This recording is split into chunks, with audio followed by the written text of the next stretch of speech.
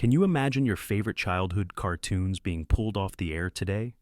The 1960s gave us colorful characters, catchy theme songs, and non-stop slapstick, but hidden beneath the fun were jokes and portrayals that no network would dare show now. From lazy stereotypes to over-the-top caricatures, these cartoons remind us how different the standards once were. Some are still nostalgic favorites, but uncut reruns would spark instant outrage. Here are 12 60s cartoons that simply wouldn't survive today. The Jetsons, 1962 to 1963. On the surface, the Jetsons was futuristic fun. Flying cars, robot maids, and a utopian space-age family that captured 60s optimism. But here's what most people overlook. Beneath the sleek gadgets, the show carried cultural blind spots that make it feel out of step with modern values. The Jetsons imagined the future, yet it was oddly stuck in the past. Gender roles, for starters, were exaggerated to the extreme. George the father was the breadwinner. Jane the mother was portrayed as a shopaholic, whose biggest thrills came from pressing buttons on futuristic appliances. Judy, the teenage daughter, obsessed over boys and fashion, while Elroy the son was the bright young science whiz. In other words, the men were the thinkers and the women were accessories. That setup might have passed unnoticed in 1962, but today it reads as flat and outdated. And while the show depicted flying cars and high-tech cities, one glaring omission is impossible to ignore: diversity. The Jetsons' world was almost entirely white. No people of color, no cultural variety, just a glossy sanitized vision of suburbia in space. For a show meant to imagine the distant future, that lack of representation is louder than any laugh track. Back then, audiences didn't question it. The Jetsons was sold as a family-friendly take on the space race era, a mirror of suburban life transplanted into orbit. But viewed now, it's a reminder of how blind the entertainment industry could be. If the Jetsons premiered today exactly as it was, the internet would explode with critiques about gender roles and erasure. Despite its flaws, the show remains iconic, its theme song instantly recognizable, its vision of technology oddly prophetic. But it's also proof that you can dream of the future and still get trapped in the limits of your own time. Tom and Jerry, 1960.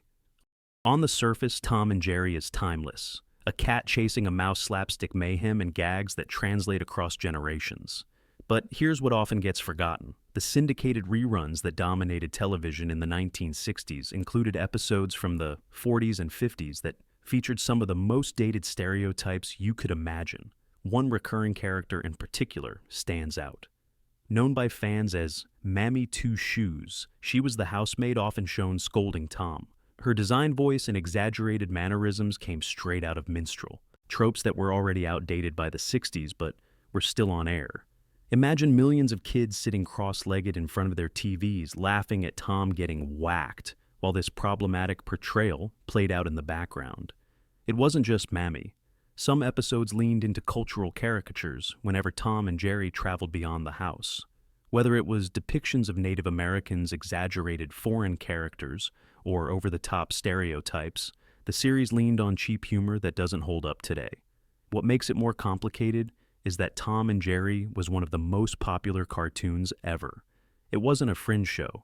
It was mainstream, beloved, and unstoppable. By the late 1960s and 70s, studios started editing the reruns. Mammy was redubbed with a softer, less stereotypical voice. In some versions, she was even redrawn entirely. Modern DVDs often omit those segments, and streaming platforms sometimes refuse to include them altogether. That should tell you how dramatically the cultural tide shifted. And yet, Tom and Jerry's legacy survives because the core of the show, its physical comedy timing and universal humor, remains brilliant. The challenge is that you can't talk about its 60s syndication without acknowledging how much of it would be considered unacceptable today. If those episodes ran in their original form, now you can bet there would be a social media storm within hours. The Beany and Cecil Show, 1962. Beany and Cecil may look like harmless fun today. A wide-eyed boy with a propeller beanie and his trusty sea serpent sidekick getting into lighthearted adventures.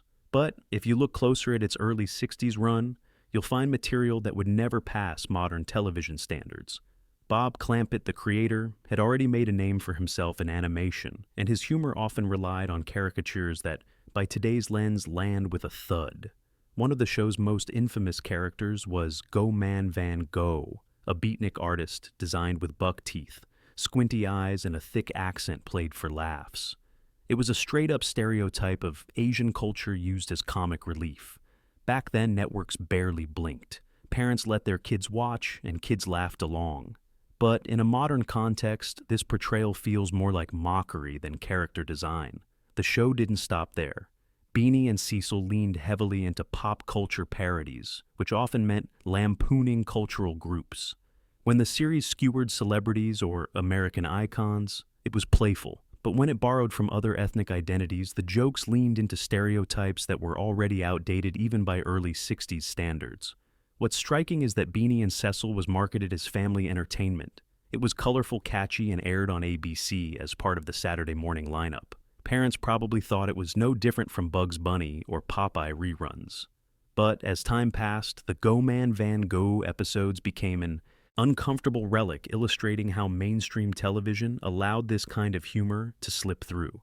Today, the show exists mostly as a nostalgic curiosity with episodes clipped or altered for DVD releases. For fans of Clampett's work, it's a reminder of his creative energy, but also a glaring example of how blind spots in comedy once made their way straight into kids' programming.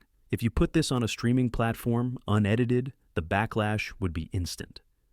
Quick Draw, McGraw, 1960s. Quick Draw McGraw was Hanna-Barbera's attempt to keep the Western spirit alive in animated form. On paper, it was simple. A bumbling horse sheriff trying to keep order, often with the help of his sidekick, Baba Louie. But here's where things get tricky. Baba Louie the Little Burro spoke in a heavy Mexican accent complete with exaggerated delivery that turned him into a caricature rather than a character. Week after week, American kids absorbed this dynamic. The dim-witted sheriff and his comical sidekick, whose mannerisms leaned into stereotypes about Mexican culture. At the time, it was marketed as lighthearted comedy. But through a modern lens, it's hard not to see how this kind of portrayal flattened an entire group of people into a punchline. Then came El Kabong Quick Draw's masked alter ego, who fought villains by swinging a guitar over their heads. It was slapstick fun, yes, but the villains often came wrapped in equally broad stereotypes with exaggerated Spanish or Mexican traits. In the early 60s, no one questioned it. Networks just wanted a colorful character who could entertain. Quick Draw. McGraw was syndicated heavily, meaning reruns reached kids well into the mid and late 60s. For many, it was their first exposure to anything resembling Mexican culture through a parody lens. That's where the show crosses the line for modern audiences. Instead of authentic representation, it leaned on comedy that reduced an identity to a funny accent and predictable quirks. Today, fans still remember Quick Draw fondly for its silly slapstick. But the character of Baba Louie is almost always called out as a textbook example of outdated caricature. If you aired it now, without edits, social media would light up, not because the animation was bad, but because the humor is undeniably out of step with today's standards of respect and inclusivity. Top Cat, 1961 to 1962. Top Cat was meant to be Hanna-Barbera's answer to the urban sitcom. Picture it. A streetwise alley cat running a gang in a rundown New York neighborhood. With its jazzy theme song and slick characters, the show felt modern for its time. But dig deeper, and you'll see why Top Cat would have trouble finding airtime today. The show's humor leaned heavily on urban stereotypes. The cats weren't just mischievous. They were coded reflections of working-class immigrant neighborhoods. Characters like Benny the Ball, Choo Choo, and Fancy Fancy weren't just funny sidekicks. Their voices and mannerisms played into exaggerated portrayals of ethnic New York communities from Jewish to Italian to Latino. At the time, audiences saw it as playful parody. Today, it feels like cheap shorthand at the expense of real people. The central gag was that Top Cat and his gang constantly tried to outwit Officer Dibble, the local beat cop. That setup was harmless enough. But the way the gang was written, slick talkers, hustlers, and smooth operators echoed stereotypes about city minorities that were already being challenged during the civil rights era. Hanna-Barbera wasn't aiming for social commentary, but they accidentally mirrored prejudices of the time in cartoon form. And let's not forget the setting. The urban backdrop portrayed as grimy alleys and rundown apartments reinforced an image of city life tied to poverty and crime. For kids in the suburbs, it shaped a cartoon view of New York as a place of schemes and shady characters wrapped in jazzy humor. Today, Top Cat is remembered with affection by those who grew up on it, but it's also a reminder that not all nostalgia ages well. If you broadcast it now, unedited critics would quickly point out how its characterizations reduce entire communities into sitcom archetypes. The slick alley cat may still have charm, but the context he lived in would be called out immediately. Heckle and Jeckle, 1960s. Two talking magpies cracking wise might sound like harmless Saturday morning fun, but Heckle and Jeckle carried baggage that modern audiences wouldn't let slide. The show was already old by the time the 1960s rolled around, yet reruns flooded TV schedules and introduced kids to humor built on caricatures. The magpies weren't just mischievous birds. Their voices switched depending on the gag, often leaning into minstrel-inspired tones, black dialect mimicry, or thick European immigrant accents. In other words, the comedy wasn't just slapstick, it was built on lampooning groups of people. Back then, the joke was that these magpies could morph into any funny voice. Today, we see it for what it was. Stereotypes played for laughs. And it went beyond the voices. Heckle and Jeckle thrived on trickster antics, outsmarting dim-witted authority figures or bumbling outsiders. The writing often cast them as street-smart troublemakers, reinforcing a trope about marginalized communities that audiences wouldn't even notice at the time. Millions of kids grew up laughing at gags that turned entire cultures into punchlines. By the late 70s, networks began quietly dropping certain episodes, realizing the humor had aged poorly. Today, DVD sets often exclude the most problematic shorts, and you won't find them in rotation on family-friendly channels. Instead, they survive mostly online, where viewers debate whether the legacy of Heckle and Jeckle should be remembered as clever trickster comedy, or as a dated reminder of how lazy stereotypes once passed as entertainment. Bottom line, two birds cracking jokes doesn't sound controversial, but if you aired their full 60s run, uncut today, the backlash would be immediate. Wacky Races, 1968 to 1969. On the surface, Wacky Races looks squeaky clean. A zany race across impossible tracks, colorful cars, and over-the-top characters, it feels like pure slapstick. But tucked inside the cast of racers are stereotypes that would be instantly flagged if the show debuted now. Take Lazy Luke and his partner Blubber Bear. They represented the classic hillbilly stereotype, southern drawls, lazy mannerisms and jokes that painted rural communities as backward or foolish. It was a recurring gag. Luke would nap mumble or get distracted while Blubber Bear's nervous stutter made him the butt of the joke. This wasn't subtle parody. It was cartoon shorthand for mocking an entire way of life. Other racers weren't exempt either. Characters like the Slag Brothers, two cavemen banging rocks together to start their car, played on primitive tropes that today feel uncomfortable, especially when viewed through a modern lens of cultural representation. Back in 1968, nobody blinked. It was colorful, fast-paced, and funny. But the laughs came at the expense of reducing people into caricatures. Wacky Races only ran for one season, but syndication made it a Saturday morning staple for years. For kids, it was just silly cars and slapstick chaos. For adults looking back, it's a reminder of how normalized stereotype-driven humor was in mainstream entertainment. Today, you could probably revive the concept, wild cars, absurd races, but you'd need to overhaul the cast completely. The lazy southern stereotype, gone. The caveman gags, retooled. Otherwise, social media would torch it in record time. Deputy Dawg, 1960 to 1963. Set in a cartoon version of the American South, Deputy Dawg followed a dim-witted lawman and his animal friends as they stumbled through adventures. On paper, it was goofy fun, but the show leaned so heavily into exaggerated Southern stereotypes that it now feels like a caricature of rural America. Deputy Dawg spoke in a slow, drawn-out accent, surrounded by supporting characters who reinforced the idea that Southern folks were lazy, bumbling, or backward. At the time, it was marketed as wholesome humor. Today it reads as a cartoon that defined an entire region by mocking its people. But it went further. Some episodes included depictions of Native American characters, complete with feathered headdresses, broken English, and simplistic portrayals. These characters weren't written as individuals, they were cartoon props meant to set up jokes at their expense. For 60s audiences, this passed as harmless parody. For modern viewers, it's a jarring reminder of how stereotypes once slipped under the radar. The show aired in syndication well beyond its initial run, meaning a whole generation of kids absorbed these images. They weren't just laughing at a clumsy deputy, they were learning to equate Southern identity and native heritage with one-dimensional jokes. That's the legacy Deputy Dawg accidentally left behind. Today, Deputy Dawg is mostly forgotten, and maybe that's for the best. It's one of those shows that works as a time capsule of what audiences once tolerated. But if you aired it uncut now, the criticism would be swift and loud. What was once sold as down-home humor now feels like a relic better left in the archives. The Bugs Bunny Show, 1960 to 1962.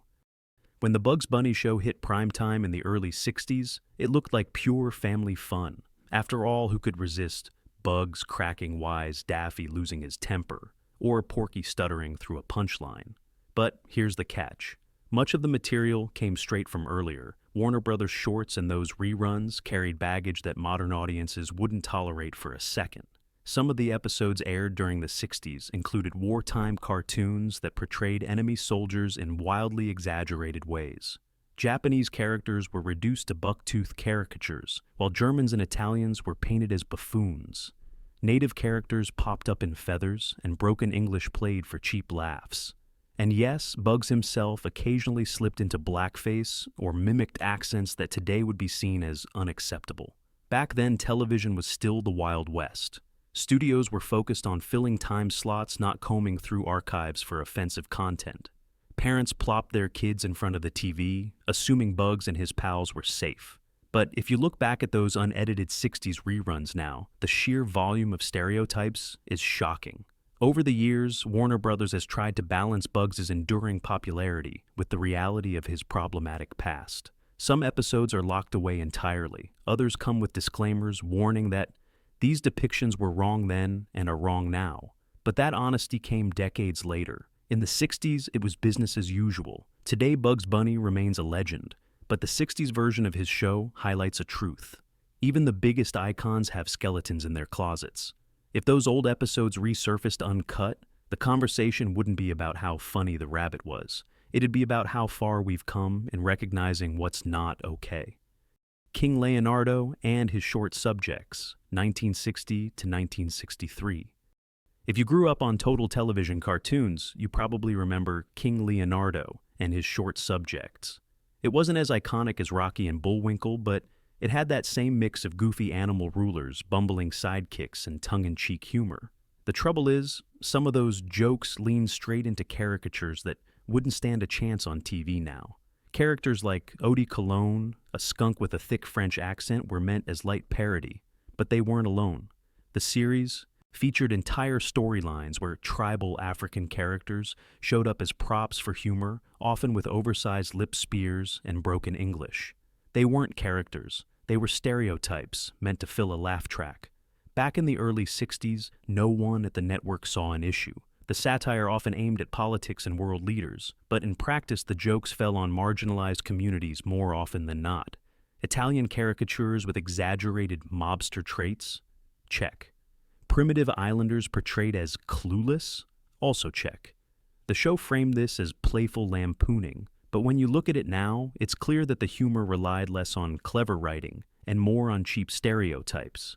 Despite that, King Leonardo lasted for multiple seasons and even spawned segments like Tooter Turtle and the Hunter. For kids at the time, it was just another zany animal kingdom. But in hindsight, it's a case study of how normalized cultural mockery was in children's entertainment. Today, you won't find King Leonardo at the top of any nostalgic streaming playlists, and maybe that's intentional. For modern audiences, it lands less like witty satire and more like a relic that aged badly. It shows just how easy it once was to disguise stereotype-driven humor as silly fun. Tennessee Tuxedo and His Tales, 1963 to 1966. Tennessee Tuxedo was pitched as the smart alternative to slapstick cartoons. The penguin hero, voiced by Don Adams of Get Smart fame, set out on educational adventures with his walrus buddy Chumley. On paper, it was wholesome. Every episode mixed comedy with lessons about science history or problem solving. But even Tennessee Tuxedo wasn't immune to the stereotypes that haunted 60s animation. Certain villains and side characters leaned into accents and mannerisms that played up cultural caricatures. Eastern European mad scientists with bumbling accents, exaggerated Asian villains with squinty eyes and broken grammar, even foreign merchants with money-grubbing tendencies. These weren't isolated incidents. They were recurring gags woven into a show, marketed to kids as both entertaining and informative. The irony is striking. While Tennessee Tuxedo tried to teach children how the world worked, it was simultaneously teaching them distorted views of entire cultures. It presented itself as smarter than Tom and Jerry, but the lazy stereotyping dragged it down to the same level. By the 70s and 80s, many of these episodes were cut or redubbed when rerun. Today the show is remembered fondly for its mix of humor and education, but the caricatures are impossible to ignore once you spot them. For modern parents, it's a reminder that even cartoons dressed up as educational weren't always safe from outdated comedy. If Tennessee Tuxedo aired uncut, now the backlash wouldn't be about its goofy penguin hero. It would be about how the show undercut its own lessons by leaning on stereotypes that never should have been part of the curriculum in the first place. Adam Ant and Secret Squirrel Show, 1965 to 1967. By the mid-60s, Hanna-Barbera had practically cornered the Saturday morning market, and Adam Ant with Secret Squirrel was one of their crown jewels. Adam Ant was the tiny superhero with a big punch, while Secret Squirrel was a trench-coated spy battling colorful villains. It sounded like the perfect recipe for action-packed fun, but some of those villains were built on stereotypes that feel painfully dated today. Take a closer look at the Rogues Gallery. You'll find bad guys with exaggerated Middle Eastern features, villains with thick mystical accents, and cartoonish Asian masterminds bent on world domination. Their design leaned heavily on cultural shorthand that reduced entire regions of the world into cartoon villains. In the 60s, this wasn't questioned, it was sold as adventure for kids. But viewed today, it feels like lazy storytelling, wrapped in stereotype. Even Adam Ant wasn't spared. His battles often pitted him against enemies who weren't simply bad guys, but caricatures representing foreign threats. It was the Cold War era, and spy culture dominated entertainment. Secret Squirrel in particular borrowed heavily from James Bond. But instead of suave villains, kids got caricatures that mirrored real-world tensions in oversimplified, offensive ways. What makes this even trickier is that Adam Ant and Secret Squirrel are still remembered fondly by fans who grew up on them. They had catchy music, quirky plots, and silly charm. But nostalgia can't hide the fact that in a modern setting, many of these episodes wouldn't make it past a pilot stage. Today, when fans revisit these shows, studios often edit or simply avoid the episodes with the most glaring stereotypes. But if you aired them uncut to a new generation, it wouldn't take long before people pointed out just how much of the humor was built on outdated portrayals of the other. Secret Squirrel might still look cool in his trench coat, but his villains reveal just how much the 60s missed the mark. And that's the list, 12 60s cartoons that nostalgia remembers. But modern audiences would never accept uncut. They're funny, strange, and sometimes downright uncomfortable reminders of how far TV has come. Which one shocked you the most? Let me know in the comments, share this with a fellow cartoon fan, and hit subscribe for more forgotten stories. Who knows what classic we'll uncover next?